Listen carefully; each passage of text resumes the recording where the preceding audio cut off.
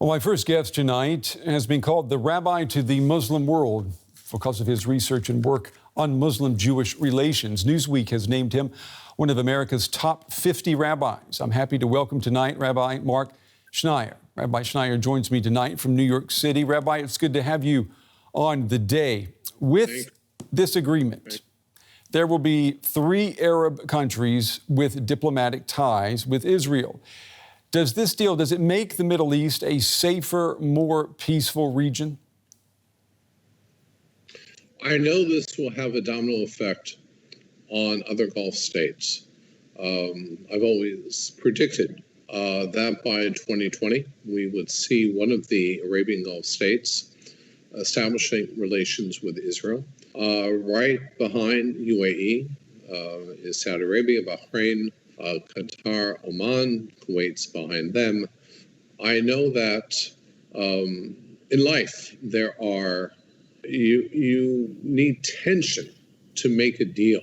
And there were 3 major factors here that were responsible for the making of this deal. 3 contributing elements. First, COVID-19 pandemic. I've heard from several Gulf leaders that with our wealth and resources and Israel's brain trust and technology, that together we could create the cure, the panacea, not only for the region, but for the world. Secondly was the whole controversy over the possible annexation of the West Bank.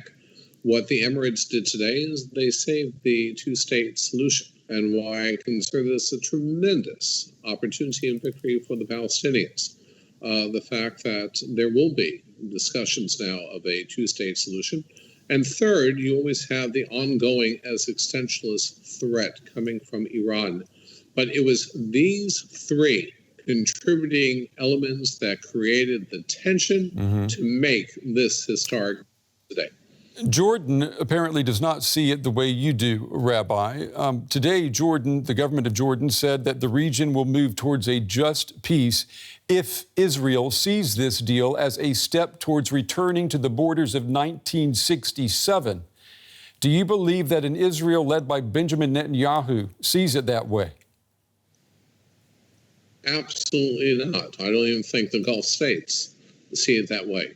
I think the difference between this deal and what Prime Minister and Begin and President Sadat did back in '81 with Begin returning the Sinai, or the deal Rabin made with Hussein's father, that was about a cessation of hostilities. This is a tremendous, tremendous opportunity both for Israelis and for the Arab Gulf states, from an economic point of view, from a scientific point of view, from a technological point of view. This region can become the most powerful economic region in the world.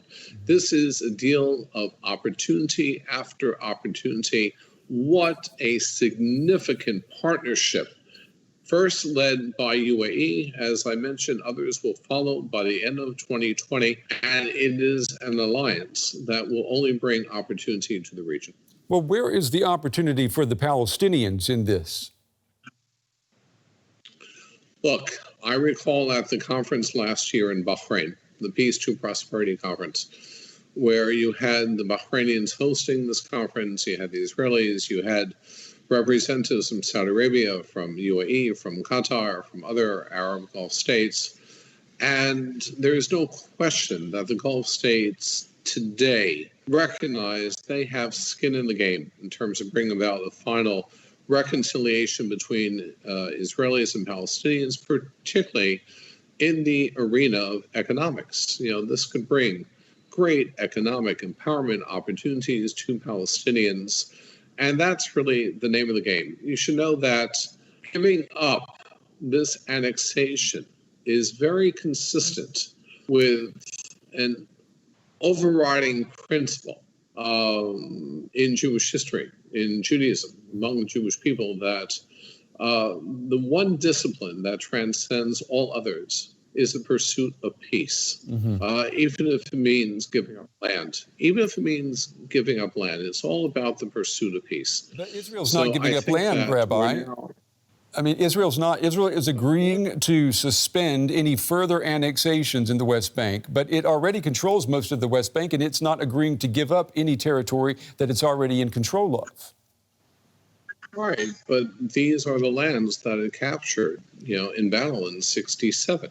So what the Israelis are now saying is that we are going to suspend annexation. The two-state solution is back on the table. Kudos to the Emiratis for helping to facilitate that. And this is a win-win for the Palestinian people. Today, the two-state solution now back on the table, and you're going to see tremendous economic opportunities for the Palestinians. But Rabbi, what I'm wondering is how you are seeing the two-state solution being supported by this deal, because as it stands now, with the annexation and the settlements that Israel has, you can't draw a contiguous line to make a state of Palestine. So until you can do that, you really can't talk about having two states.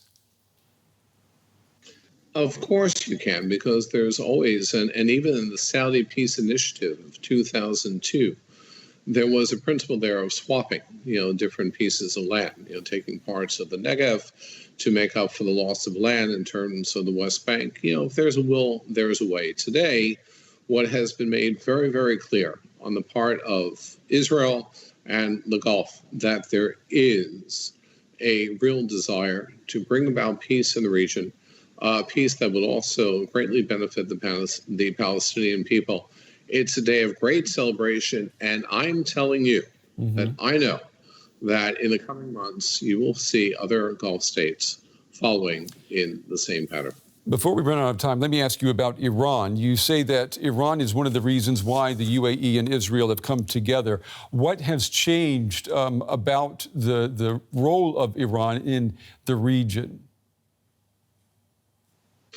Nothing has changed. Iran has always been, seen as a very evil, existentialist threat, not only to Israel, but, to the Gulf states as well. Consider this a kind of NATO alliance. I think that the Gulf, listen, I've heard this, from the King of Bahrain, I've heard this from other Gulf leaders, that our only hope for a strong, moderate Arab voice in the Gulf is a strong Israel. I think many of the Gulf states are looking to Israel to really serve in that capacity, to bring the security, to bring the protection. It's a win-win for both sides. Rabbi Marc Schneier joining us tonight from New York City. Rabbi, we appreciate your time and your insights tonight. Thank you very much. Thank you for having me. Have a good evening.